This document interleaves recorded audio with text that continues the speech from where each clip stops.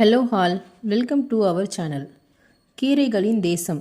வீட்டுக்கு அருகிலோ பின்புற தோட்டத்திலோ யாருடைய உதவியுமின்றி கீரைகள் தாமாகவே முளைத்து பசுமை பரப்பிய காலம் ஒன்று இருந்தது. அவற்றை பறித்து நன்றாக அலசி நலபாகமாக சமைத்து சுவையுடன் ருசித்து ஆரோக்கிய பற்றாக்குறை இல்லாமல் வாழ்ந்து வந்தோம். அப்போது ஊட்டச்சத்து பற்றாக்குறை காரணமாக நோய்களின் தாக்கம் என்கிற பேச்சுக்கு பெரிதாக இடமிருக்கவில்லை. ஆனால் இன்று கண்டுகொள்ளப்படாத உதாசீனப்படுத்தும் பொருளாக கீரைகள் மாறிவிட்டது. பிறக்கென்ன நுண்சத்து பற்றாக்குறையால் அவதிப்படும் குழந்தைகளின் எண்ணிக்கையும் இரத்த சோகையால் பாதிக்கப்படும் இளம்பெண்கள் கர்ப்பிணி பெண்களின் எண்ணிக்கையும் பல மடங்கு அதிகரித்திருக்கிறது. பல்வேறு நாடுகளில் பாரம்பரிய மருத்துவத்தில் கீரைகளின் பங்கு அதிக முக்கியத்துவம் வாய்ந்தது. எத்தனையோ வகையான கீரைகள் உலகம் முழுவதும் பயன்பாட்டில் இருக்கின்றன.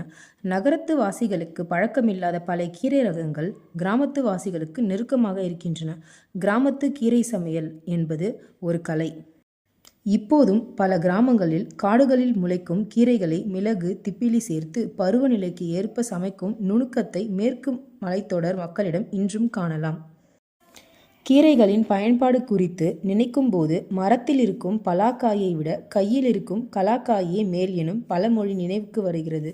அதாவது நம் கையில் இருக்கும் இயற்கையான கீரை ரகங்களை தவிர்த்துவிட்டு ஊட்டப்பற்றாக்குறையால் நோய் ஏற்பட்ட பிறகு செயற்கை சத்து மாத்திரைகளையும் ஊட்ட டானிக்குகளையும் எடுத்துக்கொள்வது பயன்படுத்தி கொள்வது கூடுதல் சிறப்பு. நம்மோடு அன்றாடம் புழங்கிய கீரைகளை அடையாளம் காண சிரமப்படும் இன்றைய தலைமுறையினரிடம் கீரைகளை பற்றிய புரிதலை ஏற்படுத்த வேண்டிய கட்டாயத்தில் இருக்கிறோம்.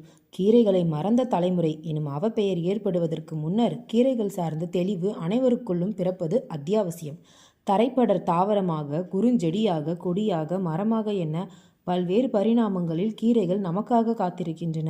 நமக்கு அருகிலேயே இருக்கும் கீரைகள் என்னென்ன, அவற்றின் பயன்பாடு, வேறு பெயர்கள், கீரை பழமொழிகள், கீரைகளை அடையாளம் காணும் முறை, மருத்துவ பயன்கள் என பலவற்றை பேசப்போகிறது இந்த தொடர். பாருங்கள், பசுமையான கீரைகளின் தேசத்துக்குள் பயணத்தை தொடங்குவோம். நன்றி.